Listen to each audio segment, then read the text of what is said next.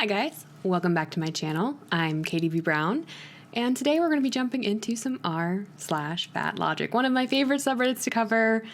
I always try to make comparisons to like girls like Gorl Reid or Chantal, Foodie Beauty, because I just think it's very interesting how you can see these Fatlogics play out in their videos, and it really seems to be kind of a universal method of thinking. So with that introduction out of the way, we're going to jump right in. Here we go, guys. All right, we're jumping in with "He called her out."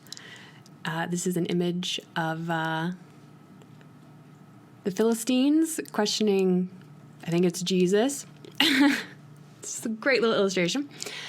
"Any diet that puts you in a caloric deficit will work." And the Philistines cried, "Shut up!" They hated Jesus because he told them the truth. Galatians 4:16. And the comments below it are just fabulous. You've obviously never met a woman with hormone issues, because that fact goes right out the effing window. I have, and those hormonal issues are often slathered in tacos. Accurate. Hormones can make a difference in weight loss. It can be more discouraging for women because you're going to have more fluctuations depending on what time of the month it is. But at the end of the day, if you're eating right and trying to just move a little bit more than you usually do, you'll lose weight. This is what happens when you embrace this ideology. I feel really bad because I didn't mean to engage in diet culture. I worked very hard to love and accept my very large body and be proudly infani fat. But in the last year, I've lost 5 teeth and simply cannot afford to keep going that way. Disability won't cover implants. Dentist was serious, saying I just had to stop all soda, and I stopped having candy bars because it hurt my front teeth. I lost 25 pounds and I can't deal with the guilt of doing this to myself. And some asshat replies, "Dentists are also medical professionals. Be careful of their inherent anti-fat bias. I'm so sorry." Bitch, what the fuck? You're losing your teeth, girl, or guy. That is insane. Like, you have a direct... Okay, so I've had a nightmare experience with the dentist that's gone on almost 6 months, but I still trust that dentists as a whole know what they're doing. Even though the dentist I've been going to has like seriously messed my mouth up, and now another dentist at the office is fixing it all for free.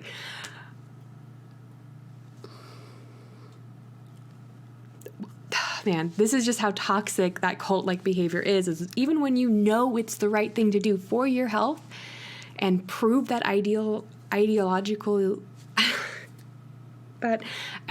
wrong, you feel guilty for doing something for your own health. That sounds like it was pretty easy to do. She just stopped drinking soda and stopped eating candy bars because they hurt her teeth.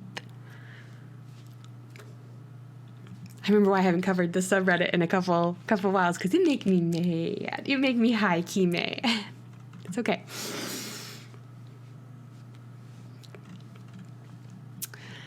There are more overweight/obese people in the world than there are starving people. This is so rude. And the post says, "We can't just be anti-diet because diets don't work. We need to be anti-diet even if diets did work, because fat bodies are magical and we need them in the world. There's nothing special about being overweight or underweight or normal weight. He doesn't make you prettier, doesn't make you more unique, doesn't make you special. Like, the only thing it does is impact your health, whether you are significantly overweight or significantly underweight. Fatness should not be a personality trait."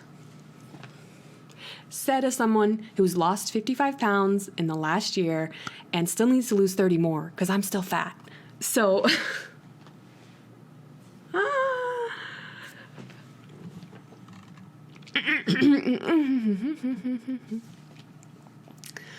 Blurred out image of someone someone's weight loss journey.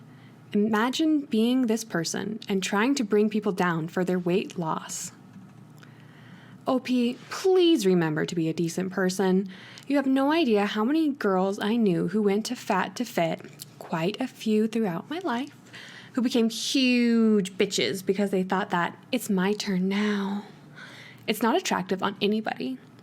Don't take this as a negative, but I used to be an ugly duckling myself, and one year I suddenly was getting modeling scouts coming up to me to scam me, but definitely not that. I mean, they were real. Just don't let it get to your head. I know the intention can be intoxicating, especially after feeling invisible much of your life. Just please remember to be a decent human being. How about you start first? You. Susan, don't take my video down, but this person is a despicable, projecting piece of shit who is obviously so bitter about their own station in the weight spectrum that they are willing to just attack anybody and totally do the whole stereotype of the same thing that other girls do to ourselves or society, whatever you want to say. Where, oh, she dyed her hair blonde? She's going to be a total bitch now. Even though you assuming that makes you the bitch. Sorry. Today, I'm just feeling really commentary-y and rambly. So if you don't like that in videos, I'm sorry. Because that's just how today is, apparently. Curvy is no longer about body shape, only size. Would love to get curvy denim for fat women. You sell straight size clothes and use the euphemism of curvy to intimate these jeans. What? These jeans are for larger bodies. Some of us with actually fat bodies would like to see some inclusion, please. I don't understand this. I see curvy everything, whether you're shopping at like American Eagle and it's a size 0 and it's still a curvy fit. It just means you have a specific body shape. Like, and this is just so entitled. It's so entitled. It's ridiculous. Because, I mean, I have an incredibly hard time finding pants that fit because I have a super long torso, moderately normal legs, because I'm 5'8", so I'm a little tall, that if they fit my waist, do not fit my thighs. I don't have enough thigh to justify the amount of butt and all the other junk in the hips. I don't. And I'm not out here petitioning companies for the chicken leg, fatty tummy butt gene. Like, the people who this is the main thing in life they worry about, I kind of want to be them. Because this seems like a pretty sweet position to be in. Because you can just be a victim about everything. But then whose ass would all the thin people kiss? Thin people aren't allowed to listen to Lizzos. I think I know who that is. That's a musician, right? Let us fat people have one thing. You realize that if you like something, you should hope that literally everybody possible can like that thing too. Because the more people who like it means the more money that artist of any kind is going to get money and is going to stay around. Imagine being this upset because someone smaller than you feels bad about their body. Just a heads up to my skinny friends, I am fat. I am aware of that. I know you are aware of it too. So the next time you tweet about how huge and disgusting you feel or make fun of bigger people, I hope you know I see that. And so do your other fat friends.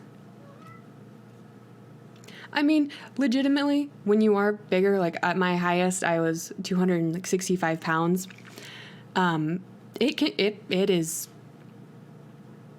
It hurts when your smaller friends or coworkers or whatever do talk about like, oh man, I gained 5 pounds and now my size 4 jeans are a little tight. But it only hurts because it reflects back to you what you know is true, which is while you don't have to be a size 4, you shouldn't be a size 24.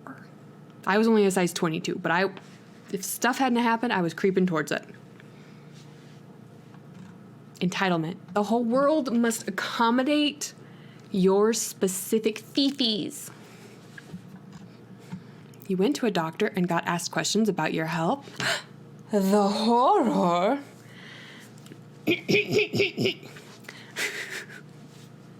Sorry, I'm a goofball tonight. After a recent trip to a new doctor's office, the experience has stayed on my mind, and I feel like it needs to be shared. When you are larger than the standard size, you get treated differently. Very differently. A routine female exam turns into a congressional hearing on your weight, even though you display no records nor have any current vital stats that indicate any health concerns whatsoever. What is a doctor's appointment like when you're a plus-size person? So what is a doctor's appointment like when you are a plus-size person?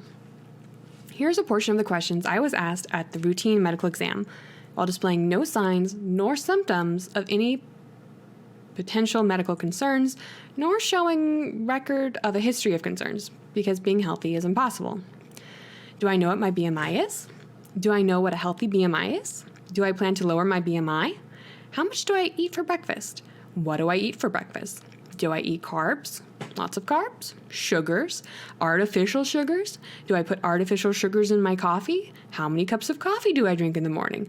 Do I drink alcohol? How much? How long have I drank alcohol? Okay, most of these are like totally normal. Like every time I go to the doctor, and I've been going to the same doctor for like 2 years now, every single time they ask me, do you drink? And I go, nope. Do you smoke? Nope, I'm a party pooper. Every single time. They know. But they have to ask. They have to ask about everything. They ask about my sleep, the quality, my sleep routine. Like, doctors need to gather information, as much information about you as possible, so that if you come in a month or two and they say the same questions like, what's your sleep schedule like? And you say, man, it's been really bad. I've been having a lot of trouble going to sleep. Then they're like, oh, that's not normal. What's keeping you up? Is it discomfort? Racing thoughts? Doctors need to gather all the data they can. One, to just check that nothing's changed. And two, so that when something does change, they know it's a change. I'm not reading the rest of this because it's real long. And I'm already mad and I already said my piece. If 230 pounds is just slightly larger than a thin woman, we're so far from understanding what a healthy weight looks like. But it's okay. All weights are healthy weights, even if you're diabetic, and your blood work is no longer perfect. Okay. I am going to relate this back to my personal experience. That's what I bring to the table. So when I started my weight loss journey, my highest ever recorded was 265 pounds at the doctor's office, because I didn't even own a scale at that point because I didn't want to, because I was living in delusion. After some big life things have happened, I started going to therapy. I lost about, I can't do math. I was down to 236 when I started actually losing weight. The reason that I started to lose weight is because I developed type 2 diabetes. So yeah, even at 230 and 5'8", I was still a size 18 to 20. So that's a size 2 to 3 in toward, if that helps you put it in perspective compared to like Gorl Reid. And I was fat, like obviously fat. I was the fattest person in my office. Not in the building, but in the office that I worked in specifically, in the department I worked in specifically. Like, yes, I was also the tallest female that worked there, but I was also the thickest, but not thick like in the good way, just in the this way.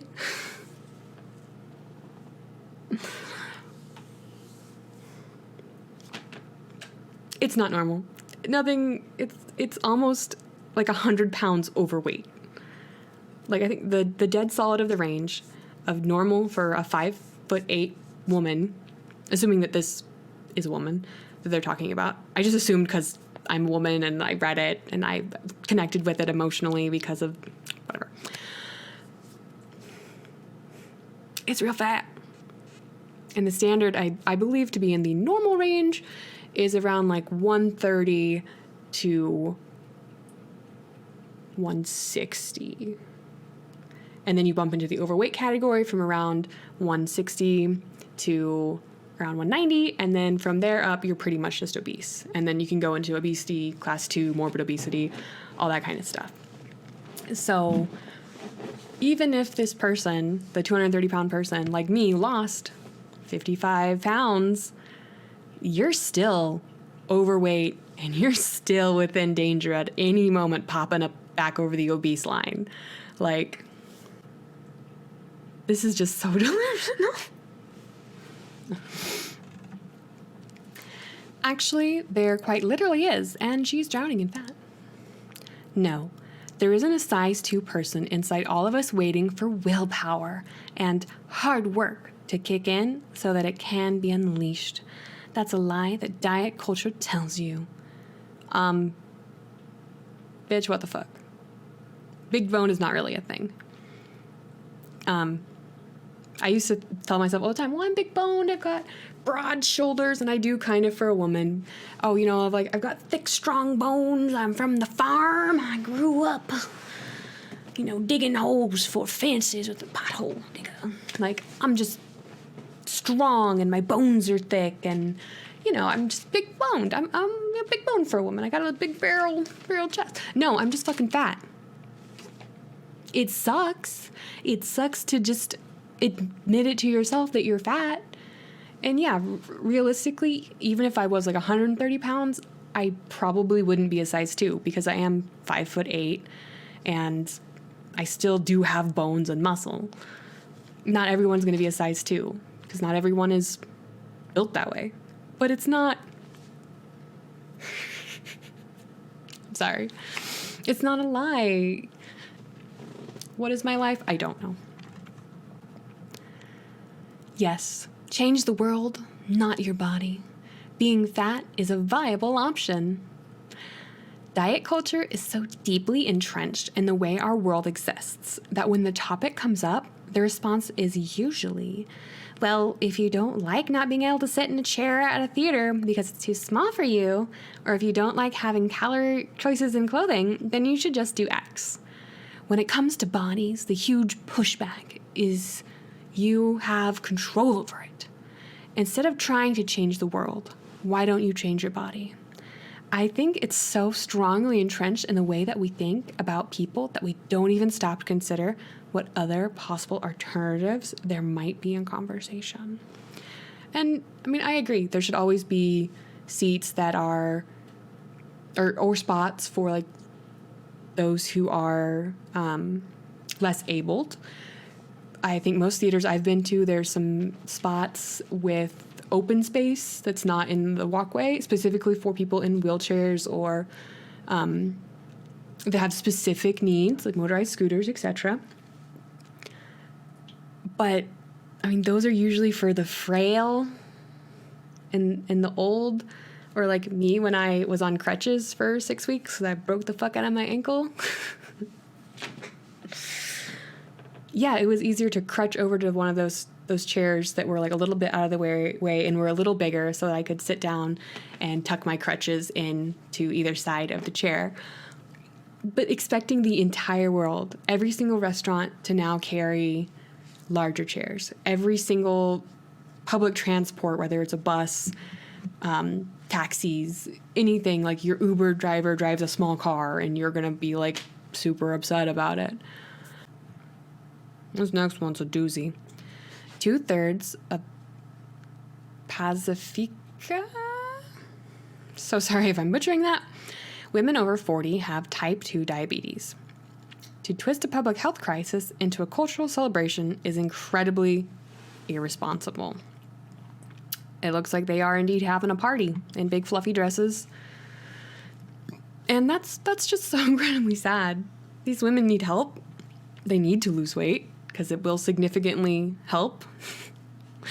Because adipose tissue, which is essentially just the fat in your body can affect insulin resistance, which is why you have high blood sugar. Like it makes a huge difference.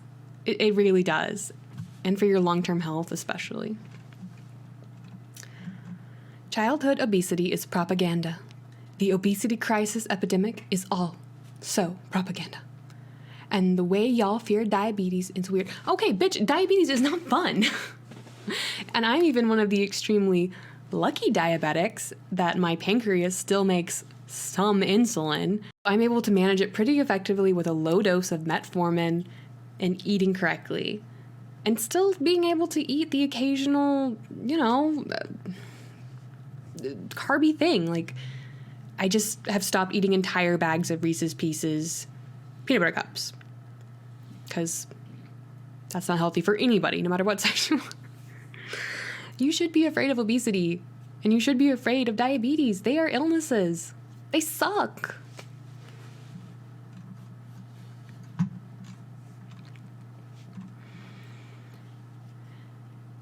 Work your entire core with this workout. No equipment necessary. Toot, toot. You won't lose belly fat with ab exercises. You won't lose belly fat with any exercise. Or diet for that matter, because diets don't work. But don't get me off on track here. Okay. You cannot target body fat. You cannot be like, I want to lose fat in my stomach, but not my butt. Your body is going to decide where it takes it from. Some people are luckier, and they may only lose fat from their stomach and their double chin and keep the boobs in the butt.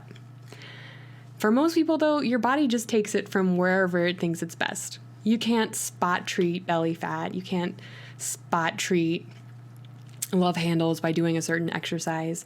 The only thing that's going to actually help with those fat areas is just being in a calorie deficit, which most of the time you don't even have to work out. You should at least try. I need to try harder, because you can still be at a 500 calorie deficit a day on calories pretty easily. And if you just get up and go to the further away bathroom at work or something like that, which is what I do, you can still get in 3,000, 4,000, 5,000 steps. Like, these people just don't have any understanding how weight loss actually works, which is just like our girl Gorl Reid. She has zero idea how weight loss is actually functionally achieved. She knows like the catchy things like calories in, calories out.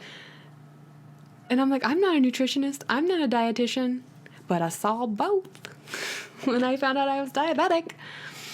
And they helped build a plan that would help me lose weight rather quickly for my health and get my blood sugar under control.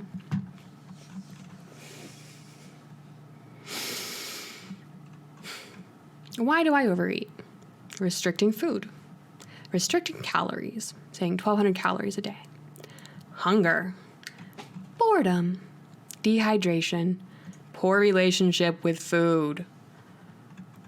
Yeah, I definitely struggle with the boredom and the poor relationship with food personally. But I've been a lot better. Like, once I've started drinking at least 64 ounces of water a day, my hunger has gone down. One, because your stomach's full, and two, because dehydration does often present as hunger rather than thirst. I don't remember the science behind it exactly, but I think it's kind of like a well-known thing. My mom always told it to me growing up, but I was still a super fat kid. Found on Facebook, literally refreshing every 30 seconds until it looked like Yellow stopped responding. Yellow is my hero.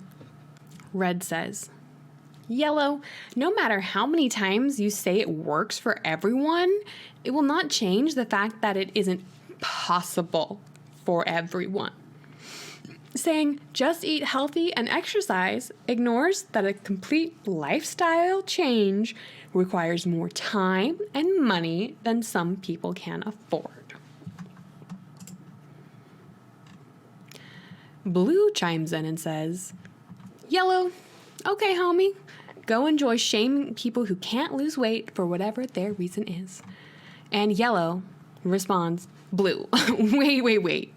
So you're saying it is, in fact, a lifestyle change that everyone can do? I don't know about everyone else, but I don't see how eating 1,500 calories instead of 4,000 calories is more expensive. In fact, by definition, it is less expensive. Yellow at blue again. I can't shame those people because they don't exist. It's a choice. Everyone can lose weight. Blue.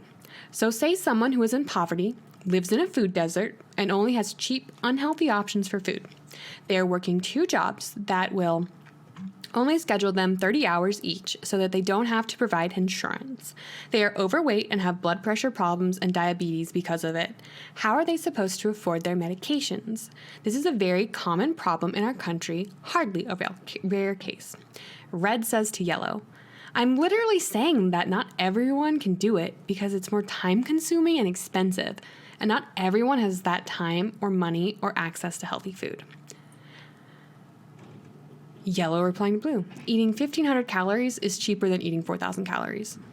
Eating 1,500 calories is cheaper than 4,000 calories. You can lose weight eating nothing but Twinkies, and he provides a source to a CNN article.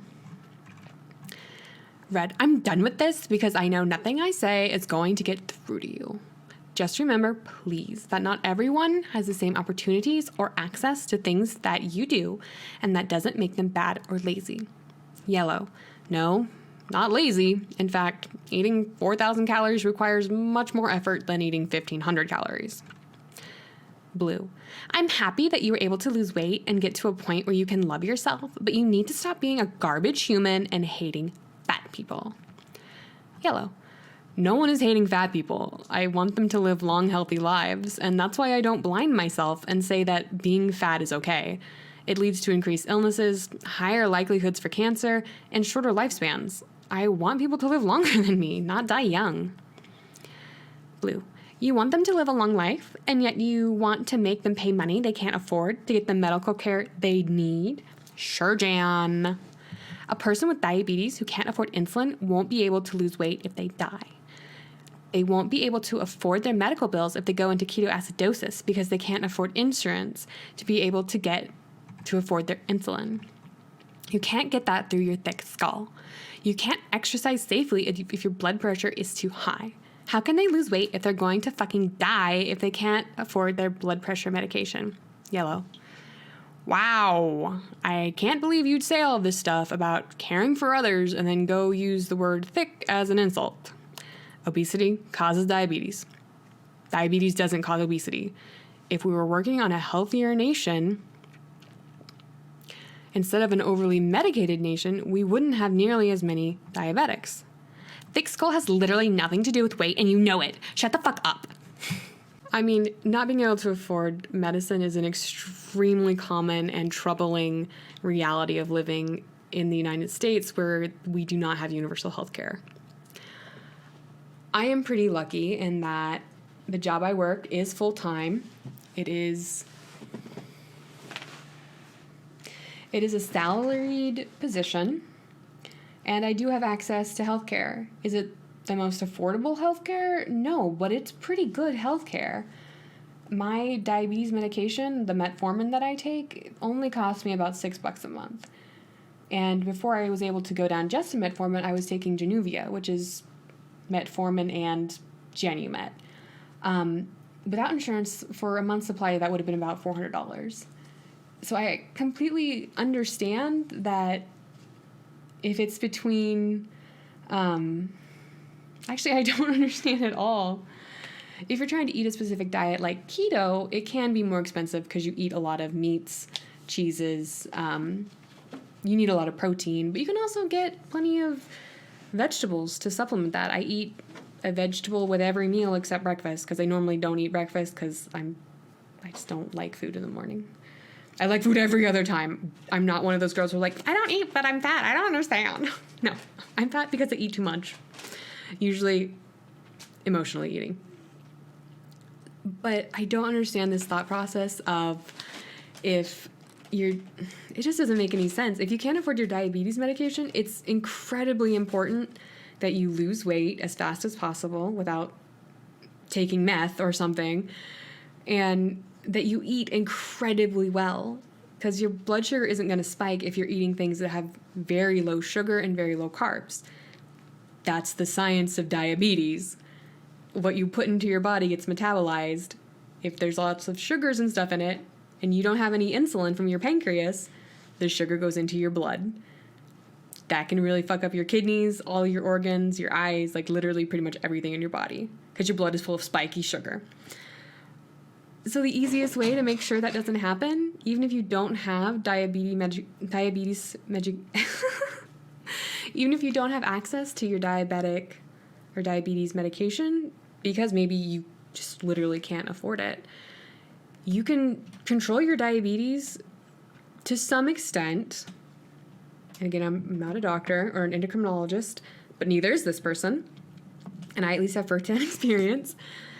You can still do a lot to manage your diabetes simply by eating things that are low sugar or do not have sugar, low carb, or that do not have high net carbs. And it is. I'm just using it as an excuse. You can subtract the fiber from it, because the fiber helps slow down digestion. So even if you're on zero medication and you're diabetic, you can eat broccoli and it's not going to shoot your levels up, because it has that fiber to help slow down digestion. So you'll be getting those amounts of carbs in much smaller doses over an extended period of time, which gives your which gives your organs and your kidneys and everything a little extra time. Thanks, buddy. Thanks. Why do you do this? Why do you do this? There's probably a sign that I need to stop recording and go hang out with my cats. I worked long shift today. I shouldn't say shift. I'm salary. I had to work a little late for a project. And then it's like Snowmageddon here, so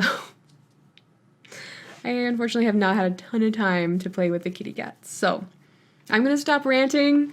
Just know that these people are playing victim. They have no understanding of how diabetes actually works. And if they did, they would lose some fucking weight. All right, guys. If you enjoyed, please consider leaving me a like, a comment. Both really help YouTube know to promote the video because you guys are liking it.